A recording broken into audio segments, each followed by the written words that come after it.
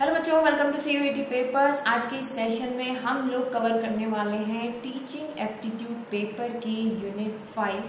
बच्चों, ये जो सेशन है इसमें ज़्यादातर क्वेश्चंस जो हैं वो मेमोरी बेस्ड है, फैक्चुअल है, मतलब कि आपको इन्हें याद रखना है।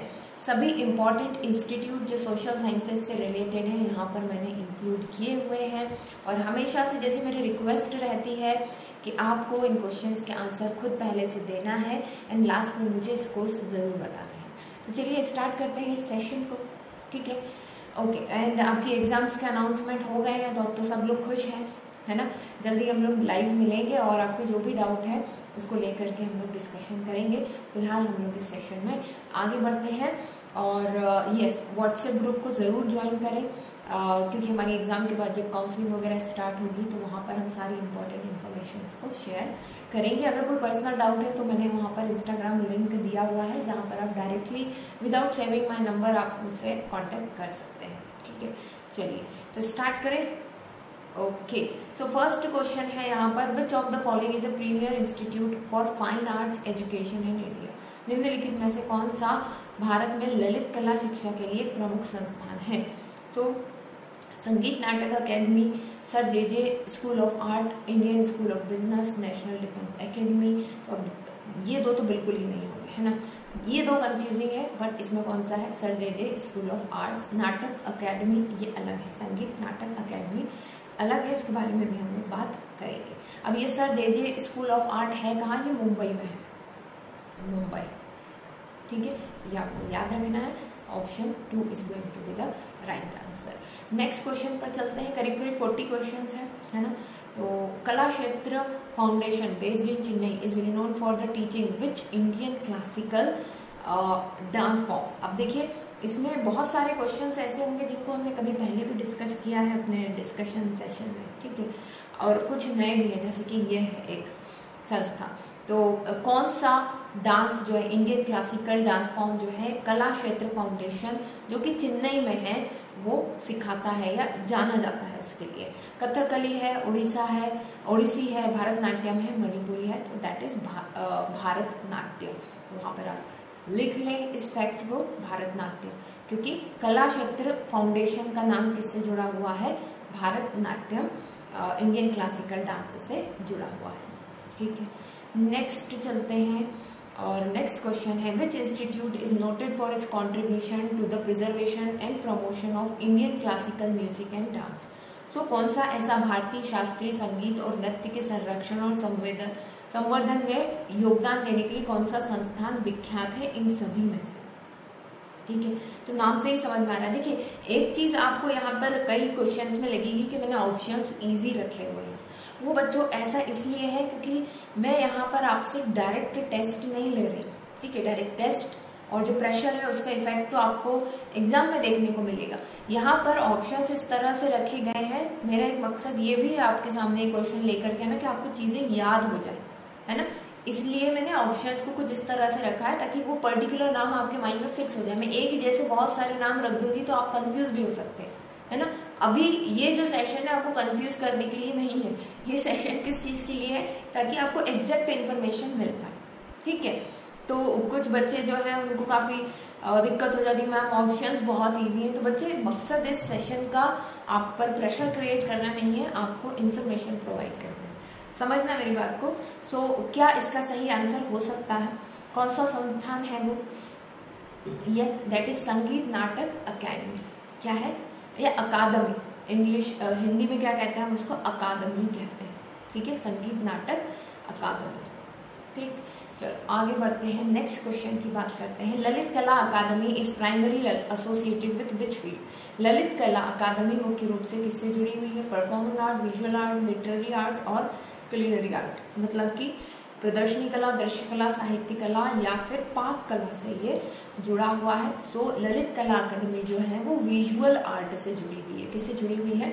विजुअल आर्ट से जुड़ी हुई है, मतलब कि दृश्य कला से। तो नेक्स्ट क्वेश्चन है बच्चों, which of the following is known for higher hub for higher education in fine art in India? India में फाइन आर्ट के लिए किसे हायर एजुकेशन में हब माना जाता है? Banaras Hindu university, Indian institute of management Ahmedabad, national law school, Symbiosis international university. So obvious सी बात है ललित कला में हायर एजुकेशन देने के लिए बनारस हिंदू यूनिवर्सिटी को जाना जाता है। नेक्स्ट क्वेश्चन है हमारे पास, Rukmini Devi college of fine art is a part of which famous cultural institute. Rukmini Devi college of fine arts किस प्रसिद्ध सांस्कृतिक संस्था का हिस्सा है? तो आपको ऑप्शन दिए हुए हैं यहाँ पर कला क्षेत्र foundation, Bharatiya Vidya Bhavan, ITC, Sangeet research academy, Rabindra Bharati university.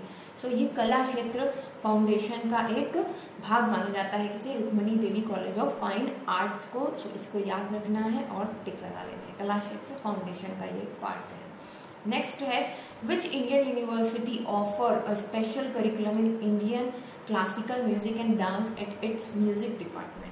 तो कौन सा भारतीय विश्वविद्यालय अपने संगीत विभाग के भारतीय शास्त्रीय संगीत और नृत्य में विशेष पाठ्यक्रम प्रदान करता है? तो आपसे पूछा गया है university of Delhi, Banaras Hindu university, Jawaharlal Nehru university, Aligarh Muslim university.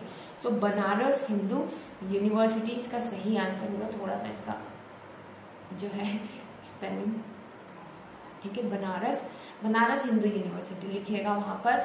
Next question है हमारा, what is the focus of curriculum at Rabindra Bharati university in Kolkata. So Kolkata के रविंद्र भारती विश्वविद्यालय के पाठ्यक्रम का फोकस क्या रहता है? Engineering and technology, fine arts and culture, medical sciences, business and economics. So obvious सी बात है जो रविंद्र भारती यूनिवर्सिटी है उसका मेन फोकस कहाँ रहेगा? इंडियन आर्ट एंड कल्चर पर, भारतीय कला और संस्कृति पर इसका ध्यान, इसका करिकुलम या पाठ्यक्रम फोकस करता है। चलिए अब नेक्स्ट क्वेश्चन की तरफ चलते हैं। नेक्स्ट क्वेश्चन है हमारा, how does practicing Indian classical dance benefits physical health. तो आपका जो एक सेक्शन है वहां पर सिलेबस का, वहां पर एक पॉइंट दिया हुआ है, what are the benefits of performing arts, पर आर्ट परफॉर्म करने के क्या बेनिफिट्स है। तो उस सेक्शन से यहाँ पर ये क्वेश्चंस लिए गए हैं। How does participating in Indian classical dance benefits health issue. भारतीय शास्त्रीय नृत्य का अभ्यास करने से शारीरिक स्वास्थ्य को किस प्रकार लाभ मिलता है? बाय प्रमोटिंग सेडेंटरी लाइफस्टाइल, गतिहीन जीवन शैली को बढ़ावा देकर, bye involving flexibility, strength and endurance, लचीलापन, शक्ति और सहन शक्ति में सुधार करके, सैद्धांतिक ज्ञान पर ध्यान केंद्रित करके, शारीरिक व्यायाम की आवश्यकता को कम करके, by reducing the need of. So obviously बात है बेस्ट ऑप्शन क्या है यहाँ पर? लचीलापन, शक्ति और सहनशीलता में, सहन शक्ति में सुधार करके। सो जब हम आर्ट परफॉर्म करते हैं, so performance of art brings peace in our mind, ठीक है, हमारी बॉडी की फ्लेक्सिबिलिटी भी बढ़ती है और हमारी स्ट्रेंथ भी बढ़ती है ना, फिजिकल स्ट्रेंथ बढ़ती है। तो सहन शक्ति, शक्ति और लचीलापन तीनों इससे बढ़ता है। देन नेक्स्ट है हमारे पास question, engaging in Indian visual art such as Madhubani and Warli painting can help reduce stress by. अगर हम मधुबनी या वर्ली पेंटिंग जैसी भारतीय दृश्य कलाओं में संलग्न होने से तनाव को कम करने में मदद मिल सकती है। क्या मिलती है? मल्टीटास्किंग होना प्रोत्साहित करना, एक केंद्रित और ध्यानपूर्ण गतिविधि प्रदान करना, देन रचनात्मक अभिव्यक्ति को सीमित करना, व्यवसायीकरण को बढ़ावा देना, encouraging multitasking, providing focus and meditative activity, limiting creative expression, promoting commercialism. तो ऑब्वियसली बात है providing a focused and meditative activity. इस तरह से अगर आप कोई भी आर्ट करते हैं सो आप you will become more focused, ठीक है, क्योंकि आर्ट एक ऐसी कला है जिसमें इंसान खोता चला जाता है, ठीक है, क्योंकि माइंड एक जगह कॉन्सेंट्रेट हो जाता है, ठीक है। चलिए okay, now participating in Indian folk music groups can enhance which social skill. भारतीय लोक संगीत समूहों में भाग लेने से कौन सा सामाजिक कौशल बढ़ सकता है? Isolating from community, team work and community bonding, decreasing interaction with others, increasing personal competition. तो ऑब्वियस सी बात है जब आप किसी भी ग्रुप में पार्टिसिपेट करते हैं, अब चाहे वो फोक म्यूजिक का ही क्यों ना हो, सो बेसिक चीज तो क्या है कि आप में टीम वर्क और कम्युनिटी बॉन्डिंग बढ़ती है, राइट। सो इसका सही आंसर क्या होगा? Option number 2। नेक्स्ट क्वेश्चन है हमारे पास, practicing classical Indian vocal music can improve cognitive function bye.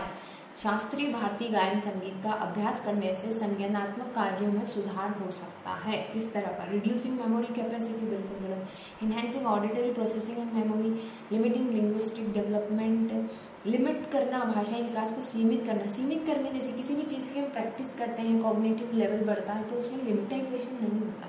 Focusing on monotonous task नहीं, बिल्कुल सही आंसर क्या होगा, enhancing auditory processing and memory, श्रवण प्रसंस्करण और स्मृति को बढ़ाना अगर आप प्रैक्टिस करते हैं इंडियन वोकल म्यूजिक को।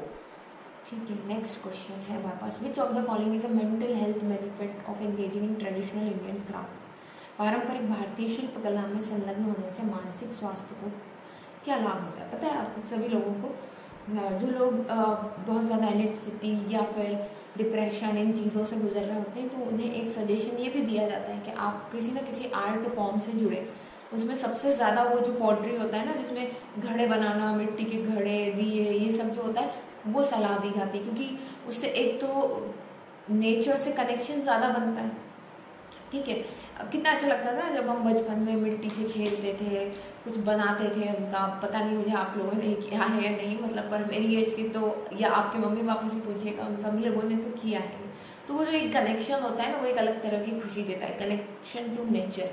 ठीक है, तो मानसिक स्वास्थ्य को ये लाभ देता है।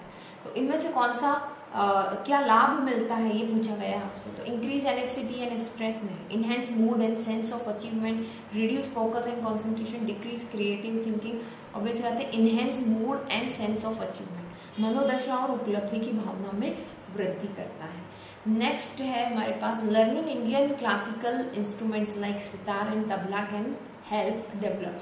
तो अगर आप सितार या तबला जैसे भारतीय शास्त्रीय वाद्य यंत्रों को सीखते हैं तो उससे और किन चीज़ों का विकास हो सकता है? Patience and discipline, immediate result with know practice, diminishing and hand eye coordination, quick finance success. ऐसा कुछ नहीं, पेशेंस एंड डिसिप्लिन आता है, धैर्य और अनुशासन। किसी भी कला को सीखते सीखते और सीखने का भी के लिए दो चीज़ें ज़रूरी होती है, जो कि क्या है, धैर्य और अनुशासन, पेशेंस एंड डिसिप्लिन।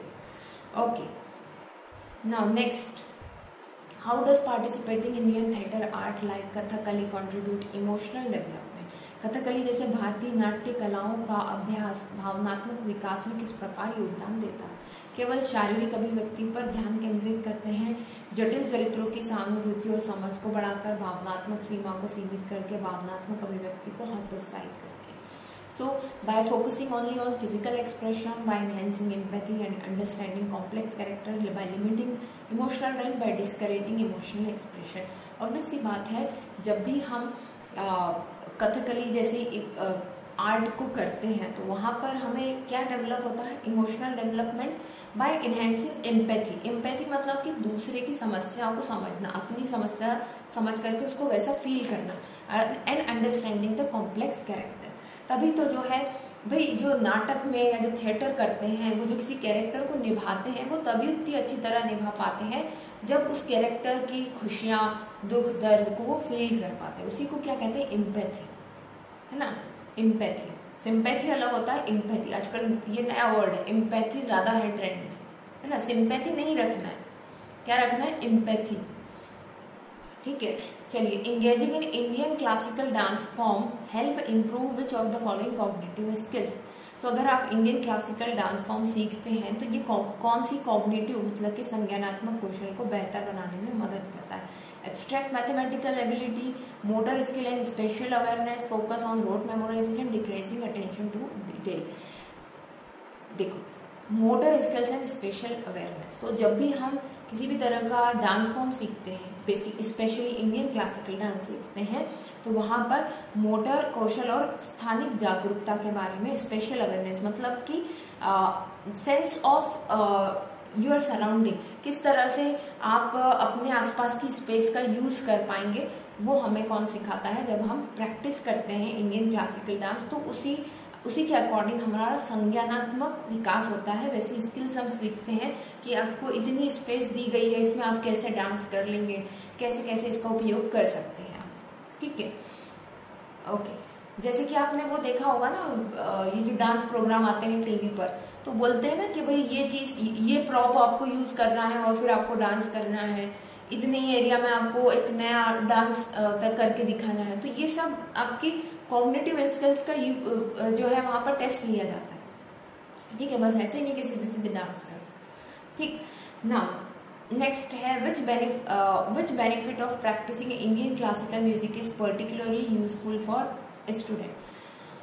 तो भारतीय शास्त्रीय संगीत का अभ्यास करने का कौन सा लाभ छात्रों में विशेष रूप से उपयोगी है? Distraction from studies, enhanced concentration and memory, reducing academic performance, increase in anxiety about exam। Obvious बात है, enhanced concentration and memory। ठीक है, एकाग्रता और याददाश्त में वृद्धि होती है किससे? इंडियन क्लासिकल म्यूजिक में पार्टिसिपेशन से। नेक्स्ट है participating in group performance of Indian folk dance can improve. अगर आप ग्रुप परफॉर्म कर रहे हैं तो क्या आप में इम्प्रूव होगा? ऑब्वियसली बात है, team work and cooperation skill, team work और सहयोग कौशल। राइट, नेक्स्ट क्वेश्चन है which classical Indian dance form is characterized by its fast footwork and spins. कौन सा क्लासिकल डांस वर्क है? देखिए, क्लासिकल डांस वर्क का हमने पूरे एक वीडियो किया हुआ है ना, और उसका पीडीएफ भी मैंने फ्री पीडीएफ सेक्शन में दिया हुआ है, तो आपको ध्यान रखना है, ये बहुत इंपॉर्टेंट है। आर्ट फॉर्म में आपको मेजरली यही पढ़ना है। ठीक है, सो classical Indian dance is correct by, कौन सा ऐसा डांस है जिसमें फास्ट फुटवर्क और बार बार घूमा जाता है? ठीक है, ये आपसे पूछा गया है, तो बताइए जरा। ओके, सो कथक, भारतनाट्यम, ओडिसी, मोहिनीअट्टम। सो जो फास्ट फुट स्पिन वर्क के लिए जानी जाती है वो नृत्य कला है कौन सी? कथक। कौन सी? कथक। चलिए, तो नेक्स्ट क्वेश्चन है हमारे पास Indian classical music which of the following is time cycle used in composition. भारतीय शास्त्रीय संगीत में निम्न में से कौन सा समय चक्र रचनाओं में उपयोग किया जाता है? ठीक है, तो राग, ताल, सरगम, आलाप, ये आपसे पूछा जा रहा है। तो ताल जो है वो साइकिल, जैसे कि वो ताल बोलते हैं ना, ऐसे ऐसे आपने देखा होगा, ऐसे हाथों पर ऐसे ऐसे करके ताल देना, है ना, तो वो टाइम साइकिल कंपोजिशन के लिए होता है। सो ताला, दैट इज ताला। इंग्लिश में थोड़ा सा एक आ एक्स्ट्रा लगा देते हैं, जैसे राम को रामा कहा जाता है ना, ऐसे ही ताल है ये, एक्चुअली ताल को क्या कहा जा रहा है? ताला कहा जा रहा है यहाँ पर। चलिए, नेक्स्ट क्वेश्चन है who is renowned Indian classical musician known for playing santoor. तो इनमें से वो कौन है जो संतूर प्ले करते हैं, ये आपसे पूछा गया है। So he is actually Shiv Kumar Sharma. Shiv Kumar Sharma जो है अपने संतूर बजाने के लिए जाने जाते हैं। ओके, तो इसमें देखिए रविशंकर जो है वो सितार वादक है। कौन है? सितार वादक। जाकिर हुसैन तबला वादक है ना। शिव कुमार शर्मा संतूर वादक है, संतूर। और एल सुब्रमण्यम जो है वो वायलिनिस्ट, वायलिन बजाते हैं। ठीक है, वायलिन लिख लीजिएगा यहाँ पर, पेन मेरा थोड़ा ज्यादा, जस्ट सेकेंड।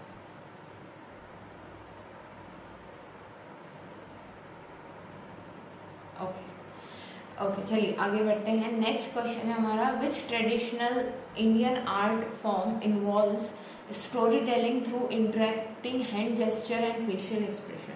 सो कौन सा इंडियन ट्रेडिशनल पारंपरिक भारतीय कला रूप में जटिल हस्त मुद्रा और चेहरे के भावों के माध्यम से कहानी सुनाना शामिल है? कौन सा आर्ट फॉर्म है जिसमें कहानी सुनाई जाती है, ये कह सकते हैं? तो कथकली, नाम से ही समझ, कथाकली। कथाकली, कथा किसमें है? कथकली में। ठीक है, तो कथकली में जो है हाथ की मुद्राओं से जो है कथा सुनाई जाती है, स्टोरी टेलिंग की जाती है फेशियल एक्सप्रेशन से। ठीक है, चलिए नेक्स्ट जो है Madhubani painting, traditional Indian art form often depicts. जो मधुबनी पेंटिंग होती है वो क्या बताती है, ये पूछा गया। ठीक है, तो मधुबनी पेंटिंग अमूर्त आधुनिक विषय है, माइथोलॉजिकल एंड नेचुरल मोटिव्स, मतलब पौराणिक और प्राकृतिक रूपांकन, शहरी परिदृश्य और तकनीकी उन्नति दिखाती है। तो ऑब्वियस सी बात है, ये माइथोलॉजिकल, पौराणिक एंड प्राकृतिक रूपांकन, नेचुरल मोटिव्स का एक एग्जाम्पल है, आप ये कह सकते हैं। नेक्स्ट क्वेश्चन है what is the primary focus of Indian miniature painting. So भारतीय लघु चित्रकला का प्राथमिक फोकस क्या होता है? Large scale murals, detailed small scale illustration, abstract digital art, contemporary graffiti, समकालीन भित्ति चित्र बनाना। ये आपसे पूछा जा रहा है किसके बारे में बात की जा रही है? Indian miniature painting. So detailed small scale illustration, obvious सी बात है मिनिएचर स्मॉल स्केल का होगा, ठीक है। तो है तो छोटा बट उसमें डिटेलिंग बहुत है, मतलब हर चीज बारीकी से बनाई गई है। सो ऑब्वियस सी बात है, सही आंसर क्या होगा? डिटेल्ड स्मॉल स्केल इलस्ट्रेशन, नाम से ही समझ में आ रहा है, ठीक है। नेक्स्ट क्वेश्चन है, which state is classical dance form of Odissi traditionally associated with? Odissi का नृत्य पारंपरिक रूप से किस राज्य से जुड़ा हुआ है? तो नाम से ही समझ में आ रहा है, राइट नाम से ही क्या समझ में आ रहा है कि ये किससे जुड़ा हुआ है? ओडिशा से जुड़ा हुआ है, ओडिशा से जुड़ा हुआ है। चलिए आगे चलते हैं। नेक्स्ट क्वेश्चन है, which Indian classical instrument is played with a bow has a distinctive drone sound? ठीक है, कौन सा भारतीय शास्त्रीय वाद्य यंत्र धनुष से बजाया जाता है और इसकी ध्वनि विशिष्ट ड्रोन जैसी होती है? तो आपने देखा है कि नहीं? ठीक है, that is actually morchang. No, that is not morchang, that is this one, veena, sarangi, tabla, that is sarangi, that is sarangi. Morchang is different thing. Yes, that is sarangi. Okay, mark कर लीजिए वहां पर, सारंगी इसका सही आंसर होगा। ये किसकी तरह दिखता है? इसकी ध्वनि विशिष्ट ड्रोन जैसी होती है और ये धनुष की तरह दिखता है, प्लेड विद अ बो, ठीक है। Next, Rajasthani folk music is characterized by which traditional instrument? जो राजस्थानी लोक संगीत की विशेषता किस पारंपरिक वाद्य का प्रयोग करना है, ये आपसे पूछा है। तो दैट इज मोरचंग, मोरचंग, ठीक है, मार्क कीजिए वहां पर, मोरचंग, ठीक। Next, the dance of Mohiniyattam originate from which Indian state? Mohiniyattam जो है वो किस स्टेट से ओरिजिन इसका हुआ है, ये आपसे पूछा जा रहा है। तो मोहिनी अट्टम का ओरिजिनेट हुआ है केरला से। मोहिनी अट्टम मतलब कि एक्चुअली में मोहिनी मतलब कि सुंदर स्त्री है ना, ये मैंने पहले ही बताया। अट्टम मतलब कि जो डांस होता है, ठीक है, तो सुंदर स्त्री के द्वारा किया जाने वाला जो नृत्य है वो मोहिनी अट्टम। नेक्स्ट है, Indian classical dance, the term मुद्रा रिफर्स, मुद्रा किसे कहा जाता है इंडियन क्लासिकल डांस में? पोशाक को, हाथ के इशारों को, संगत को, स्टेज लाइटिंग को। हाथ के इशारों को, हैंड जेस्चर्स को क्या कहा जाता है? मुद्रा कहा जाता है। नेक्स्ट क्वेश्चन है, which Indian art form uses rice paste on coloured background to create intricate pattern in traditionally practised in Tamil Nadu? So वो कौन सा इंडियन आर्ट है जिसमें राइस पेस्ट का, चावल का पेस्ट बना करके उसका यूज किया जाता है, ठीक है, आपसे ये पूछा जा रहा है। So that is kolam, that is kolam, note कीजिएगा वहां पर, कोलम,